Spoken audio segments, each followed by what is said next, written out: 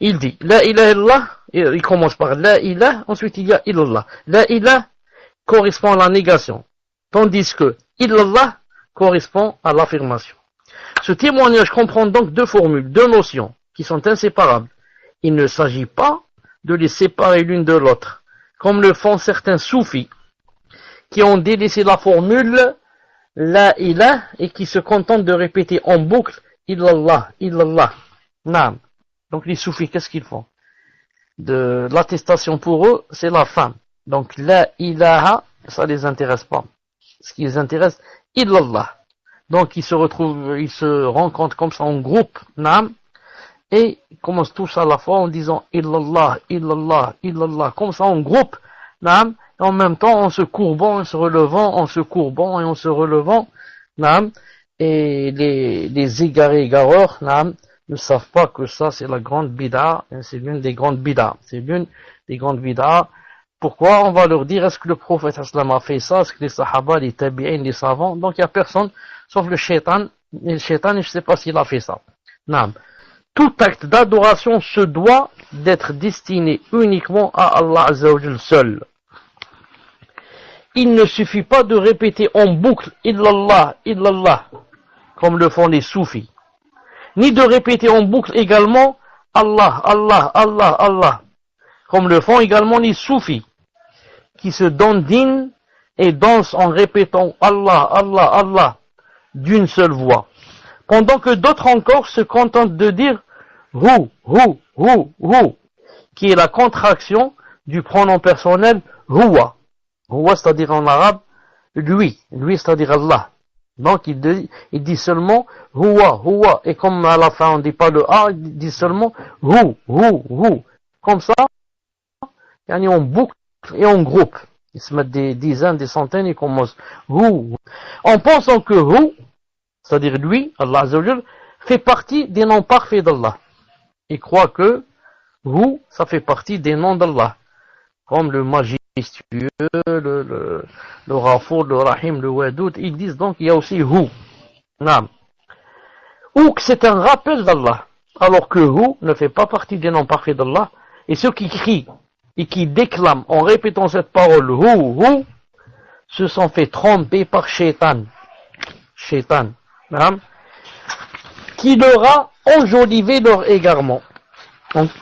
En conséquence, il est nécessaire d'être vigilant vis-à-vis de tout cela. Il est donc nécessaire d'être vigilant vis-à-vis de tout cela, bi'idnillahi subhanahu wa ta'ala. Le cheikh continue et dit, il m'arrive, ou bien, cheikh Suhaym nous dit même que depuis un moment, il lui arrive à lui, d'entendre à la radio, dans certains pays musulmans, des programmes dans lesquels des gens répétaient Hu, Hu, Hu, comme ça en boucle. Et parfois on entend Illallah, Illallah, Illallah. Et tout ceci, en vérité, relève de l'égarement. Par ces choses, par ces agissements, on éloigne les musulmans de leur religion. Et on les éloigne du tawhid authentique. Ce tawhid qui est issu du livre d'Allah Azza wa Jal et de la sunna du messager sallallahu alayhi wa sallam. Le Coran ou sunna. Le Coran et la sunna qui ne contiennent ni incomplétude ni excédent. Qui n'ont donc pas besoin qu'on en enlève quoi que ce soit ou qu'on rajoute quoi que ce soit.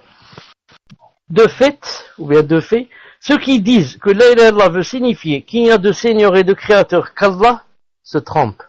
Ceux qui disent que la ilaha illallah veut signifier il n'y a de Seigneur et de Créateur qu'Allah se trompent. Bien évidemment, il n'y a de Seigneur et de Créateur qu'Allah. Mais ce n'est pas le sens voulu par cette attestation. Car les polythéistes de la Mecque, à qui le prophète alayhi salam a prêché, savaient très bien qu'il n'y a de Créateur et de Seigneur qu'Allah Azza wa Jal. Donc à quoi ça sert qu'ils leur disent de dire la ilaha illallah? Ils savent que ça veut dire la ilaha illallah. Non. Ils savent, que, c'est-à-dire que le sens, c'est-à-dire qu'il n'y a de Créateur ou de Seigneur qu'Allah, ça ils le savent. Mais bien sûr, ils ne savent pas la vraie, ce que veut dire. Il dit, sauf qu'il l'adorait en lui associant une multitude de fausses divinités dans son culte. Non.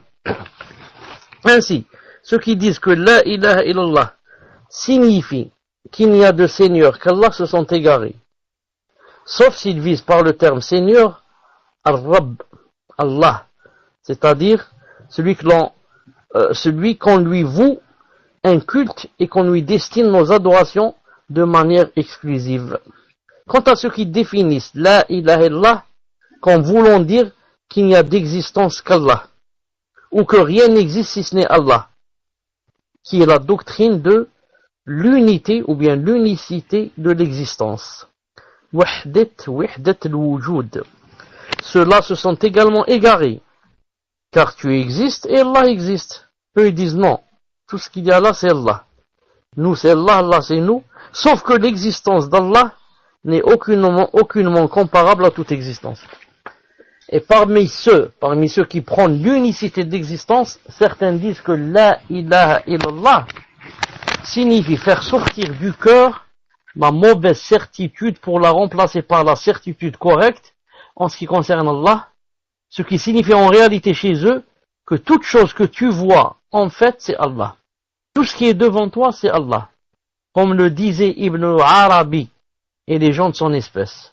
Ibn Arabi disait, rien ne se trouve sous cette toge, ma toge, c'est-à-dire ma tunique, rien ne se trouve sous cette toge sauf Allah.